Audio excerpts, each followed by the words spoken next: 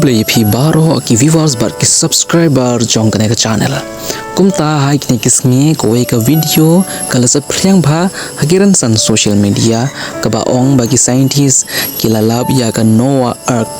kamudka Lieng jong un noah hat turkey hanre hato kane ka de ka jingshisha tongin pet pai ba ya ki jingshisha mta ha kane ka video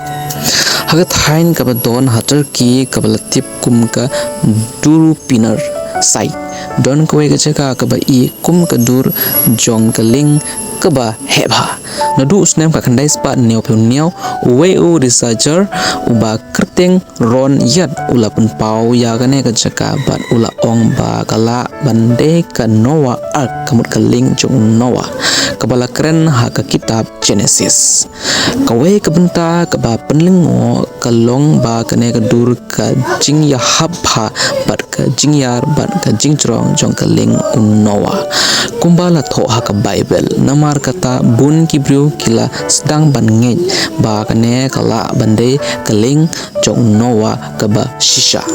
hakisnem ki padang shin ki researcher kila pendon kam da ki kor jingyo jingtip ki ba kerpang ban pe sha hapo ka khandeu kat kum ki jinga thu jongki kila lab ya ki dur bar ki benta ki ba I kum ki compartment ki tek bar ki benta ki ba I kum ki shendrang jong ka Lieng hanre hangne ka don ka benta ka ba kongsan bha hadu menta ompa don kono ka sakhi ka ba biang ka ba pensha ba kane ka de ka noah ark ka ba shisha bun ki geologist bar ki archaeologist ki ong ba kane kala ban long tang ka dur mariang ka bala thau hi da ka mariang hanre da ki Lieng jong u noah namar kata ka jinya thu pa ka ba ong ba scientists have confirmed that actual remains of noah ark kampat de ka jingshisha ka bala pentikna da ka perthi science ka long tang ka jingwat bnia ka ba dang ya shikmat bad ka jinga kren ka ba dang teng hatu menta